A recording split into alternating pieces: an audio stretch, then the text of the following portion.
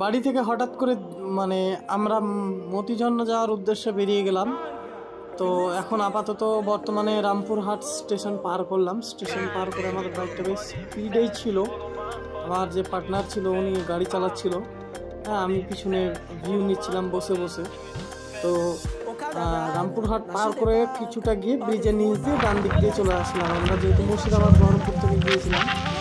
তো যাওয়ার সময় অনেকগুলো সুন্দর সুন্দর ভিউ দেখতে পাওয়া গেল। এই আমি পিছনে বসে আছি আর আমার পার্টনারটা হচ্ছে গাড়ি চলছে, সেই ফিলিং। আর চারিদিকে মনে হচ্ছে যে সৌদি আরবে যেরকম খেজুর গাছ বা অনেক কিছু, এই করতে করতে আমরা ঢুকে গেলাম একদম মানে ওয়েস্ট বেঙ্গল শেষ, ঝাড়খণ্ড শুরু। তো ঝাড়খণ্ডে ঢুকে গেলাম আমরা। ওই সামনে একজন আর গাড়ি চেকপোস্টে ধরেছে। তো আমাদেরকে কোনো কিছু বললো না পুলিশরা, আমাদের ড্রেস পোশাক ছিল গাড়ি ফাড়ি দেখে ওরা কিছু বললো না। আমরা ভিডিও করতে করতে যাচ্ছিলাম, তো হয়তো সেই দেখেই আর দাঁড় করালো না।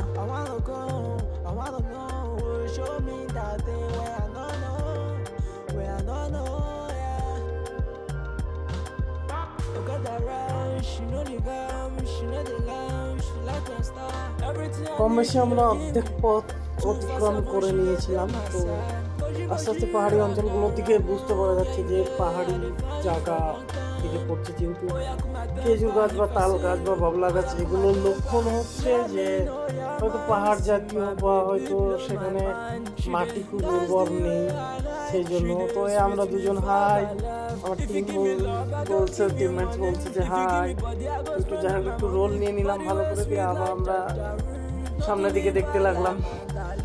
এই যে রাস্তাগুলো না মানে ফোনে আর কি অতটা ক্যাপচার হচ্ছে না, হ্যাঁ। তো এমনি জাস্ট ভিউগুলো বেশ খুব সুন্দর ছিল। আর মাঝে এই রাস্তা যাওয়ার সময় একটা রাস্তা পড়েছিল, সাপ যেরকম এসের মতো করে পুরো একদম। আমরা গাড়ি অনেক স্পিডে পৌঁছলাম, প্রায় 110 স্পিড ছিল, হ্যাঁ। এর মধ্যে থেকে মানে খারাপ রাস্তা মাঝে মধ্যে আসছিল, কিন্তু অতটা রাস্তার যে কোয়ালিটি অতটা খারাপ সেরকম কিন্তু নয়। রাস্তাটা বেশ ভালোই ছিল আর ফাঁকাই ছিল, মানে মাঝে কিছুটা আমরা পিছনে পথ অতিক্রম এসেছি করে। তো পথ অতিক্রম করে এসে দেখলাম যতগুলো মানে বীরভূম ডিস্ট্রিক্টে যতগুলো মানে রামপুরহাট থেকে কিছুটা এসে দেখলাম যে যেসব পাথরগুলো মানে আমরা বাড়িতে ইউজ করি আর কি ঢালাইয়ের ক্ষেত্রে, হ্যাঁ, ছাদ বাড়ির ছাদে, তো সেসব পাথর মানে ভাঙানো অনেকগুলো মেশিন আর কি। এখানে ঢোকা হলো ম্যাক্সিমাম 1টার সময়। আর একটা কথা বলে রাখি, যারা বিশেষ করে ওখান থেকে যাবে, খাওয়া দাওয়াটা কিন্তু বীরভূম বা রামপুরহাটের আশেপাশে করবে। এই যে আমরা যে রাস্তাটা আছি দূর দূরান্তে তেমন হোটেল নেই, পিছনেও তেমন কোনো হোটেল ছিল না। আর একটা কথা হচ্ছে যে ঝাড়খণ্ড রাজ্যে মানে অতটা কিছু খাবারের মানে স্বাদ আমি বুঝতে পারলাম না। অনেক কষ্ট করার পর একটা মানে কলকাতা বিরিয়ানি দোকান ছিল, মনে হলো যে কলকাতা বিরিয়ানি, বাড়িতে আলু ভাত খাচ্ছি মনে হচ্ছে। তো আমরা মাটন বিরিয়ানি খাওয়ার জন্য বললাম, তো মাটন তো নেই, চিকেন। তো চিকেন বিরিয়ানি দিয়েছিল, চিকেন বিরিয়ানির সঙ্গে বেশ একটা লেজিস বলে না, একটা ঝালের একটা চাটনি দিয়েছিল।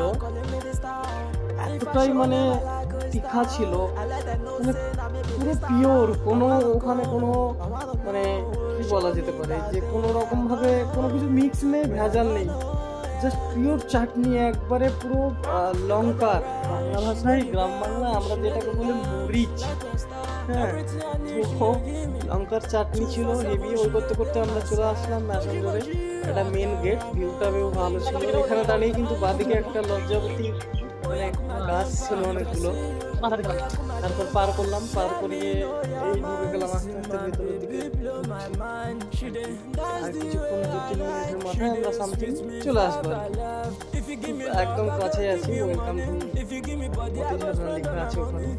এখান থেকে বেশ ভিউটা বেশ ভালোই লাগে। নিচের দিকটা, এটা উপরের দিকটা আছে, নিচের দিক ডাউন হতে হতে আমরা নামছি উপরে, যেহেতু উঠলাম। তো সামনে আছে, আমি গেট দেখে চিনতে পেরে গিয়েছিলাম যে আমরা আশেপাশে, গেট বলে তো নেই, সরি, ওই যে লেকগুলো ডান দিকে যে লেকগুলো ছিল ওই লেকগুলো পুকুরগুলোকে বা ইয়েগুলোকে দেখে আমি বুঝতে পেরেছিলাম যে জলের নদীকে দেখে যে ম্যাসেঞ্জারের মধ্যেই আছি। আমার বন্ধুটা বললো আমার জানা নেই, হ্যাঁ আমি চিনি, এর আগে এসেছি, আশেপাশে আছি, হয় ওই দিকটা হবে বা সামথিং এই দিকটাই হবে। ওই বলে আমরা আস্তে আস্তে ম্যাসেঞ্জারের মধ্যে পৌঁছে গেলাম। তার 2-3 মিনিট পর এই গড়ানটা দিয়ে নিচে নেমে এই আমরা ম্যাসেঞ্জারে ফাইনালি মানে আস্তে আস্তে আস্তে আস্তে আস্তে আস্তে ম্যাসেঞ্জারে চলে আসি। তো ডান দিকে অনেকগুলো বোট পাওয়া যায়, বোটগুলো চলা আগে দেখানো যাবে। ম্যাসেঞ্জারে দেখার কিছু নেই, জাস্ট পাহাড়। আর এখন অফ সিজনে গিয়েছি, তেমন খাবার দাবারের কোনো তেমন ব্যবস্থা নেই। হ্যাঁ, যেহেতু সিজন ডিসেম্বরের দিকে সিজন আছে, তো সেই করতে আমরা গাড়ি পার্কিংয়ের জায়গাটা খুঁজে বেড়াচ্ছিলাম যে গাড়িটা পার্ক কোথায় করা হয় না, কোনো দেখতে পেলাম কোনো গ্যারেজ ফ্যারেজ কিছু নেই।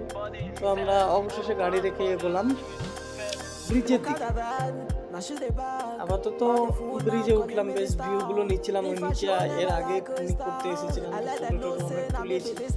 হ্যাঁ, তো এই আমার বন্ধু উঠলো পাহাড়ের সব থেকে উঁচু চূড়ায় উঠে ও আমাকে ডাকছে। আমি তো পুরো ক্লান্ত হয়ে গেছিলাম।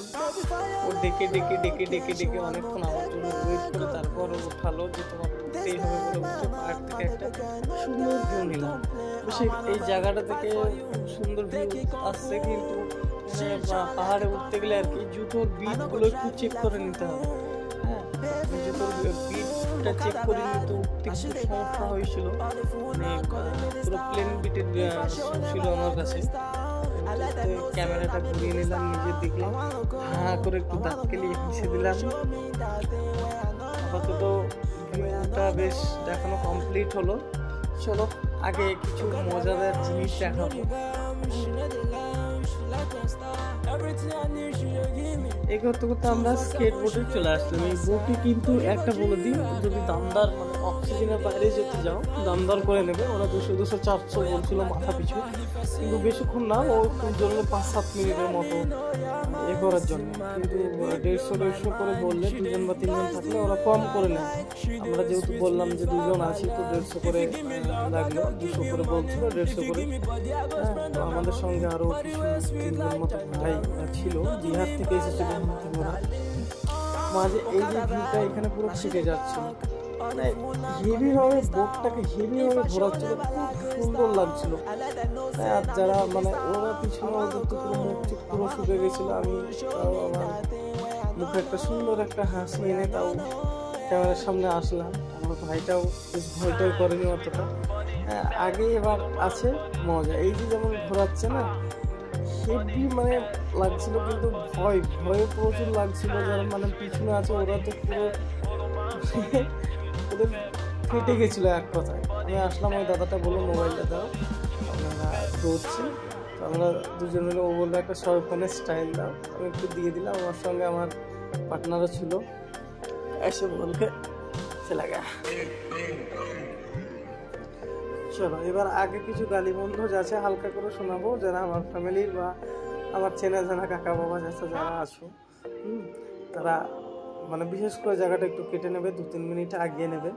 হ্যাঁ, এবার এখানে মানে ফেটে যাবে আর কি। ওদের তো পুরো ফেটে গেছিলো, আমরা 2 মিনিট ঠিক মতো ছিলাম। বোট ভাইয়া বললো যে মানে 3 দিন মতো আমরা দাঁড়িয়েছিলাম। তো বোট ভাইয়া বললো যে দাঁড়ানো যাবে না, ওই দেখো মানে এ করছে দেখাচ্ছে, চারিদিকে একা একা করছে। তো বেশ খুব সুন্দর লাগছে। আমি চেঁচিয়ে বলছি আরো মানে দেখা ওইদিক ওদিক করো।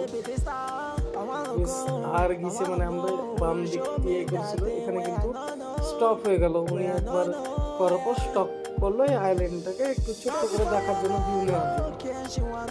এবার আমরা মানে দেখাবো যে কি হারে ফিটেছে। চলো আর দেরি না করে চলো।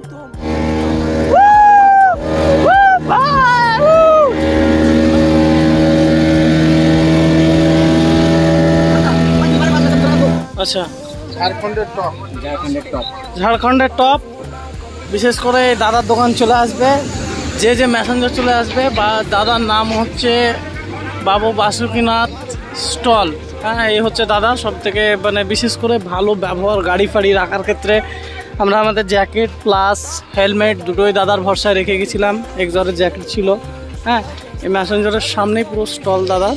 এই দাদার কাছে আসবে যারা যারা ম্যাসেঞ্জার আসতে বা ঘুরতে যারা ইচ্ছুক দাদার কাছে। দাদা কত করে দাম? কত করে দাম? 40। স্পেশাল তো? স্পেশাল। ব্যাস, হ্যাঁ এটা একটু যেন বলে দিও। তো দাদার খুব ব্যবহার ভালো। ওই যাবে লাস্ট বেলায় আমরা টাটা করে দিলাম, ম্যাসেঞ্জারকে রওনা দিলাম বাড়ির পথে। তো আমি 30 কিলোমিটার, ম্যাক্সিমাম 30 কিলোমিটার আমি পাক্কা 25 মিনিটে টেনেছি। মানে প্রচণ্ড স্পিডে বাইক ছিল আর কি, হেভি স্পিডে বাইক ছিল। আর রাস্তাটাও বেশ ফাঁকা ছিল, দারুণ রাস্তা ছিল। মানে ভাবতে পারিনি 25 মিনিট ম্যাক্সিমাম, কি হয়তো বেশি হবে, কি 30 মিনিট হবে। মানে 1 মিনিটে 1 কিলোমিটার পার করছি এরকম একটা সিচুয়েশন। হ্যাঁ, তো হেভি স্পিডে ছিল আমাদের বাইক। তারপর আস্তে আস্তে একটু রাস্তাটা খারাপ ছিল, কিন্তু ভিউগুলো মানে যাওয়ার টাইমে ওই রাস্তা দিয়ে গিয়েছি, আসার টাইমে এই রাস্তা দিয়ে আসলাম। আর এই যে জায়গাটা মানে পুরো ফেটে হাতে চলে এসেছিলো।